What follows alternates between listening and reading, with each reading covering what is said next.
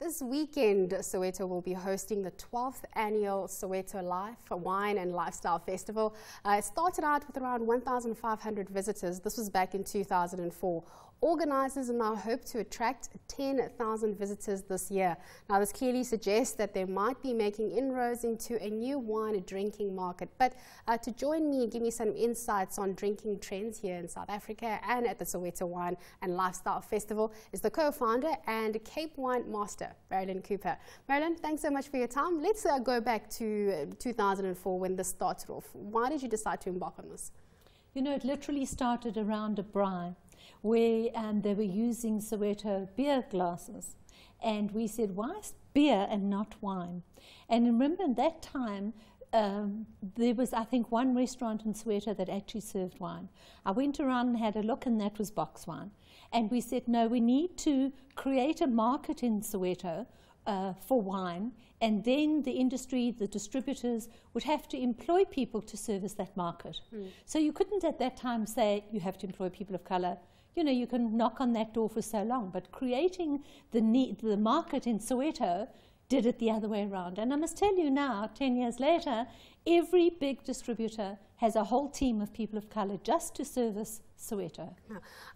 Clearly it has grown, and that is fantastic news. We always hear that South Africans are big drinkers. Is this in fact true? How much wine is manufactured or created in South Africa, and how much is actually being consumed here?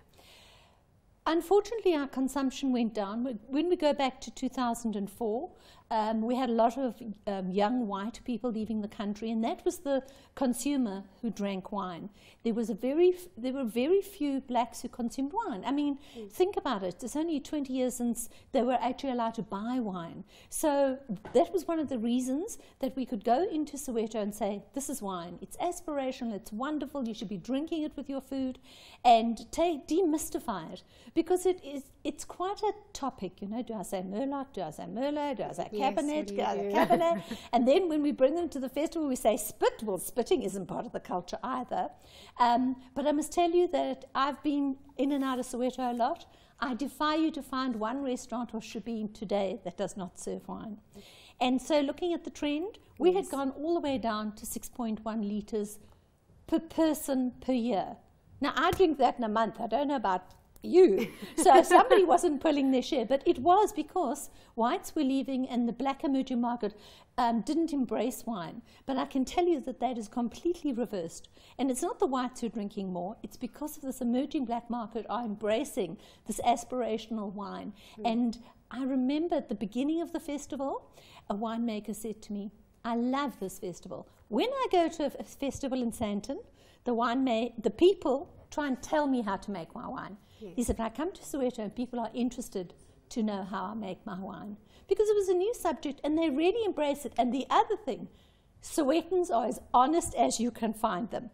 They'll take the glass, they'll taste it, say, oh, I don't like that. You get immediate feedback. They don't like that wine. And you can say, why? No, there's no pretense about it. Not smile sweetly and go away and then say, I'll never about that wine. So winemakers get that immediate response. So yes, the trend was always sweet and bubbly to start. That's how people start drinking wine. I started drinking sweet wine. And then you progress to a drier wine, and then you progress to red.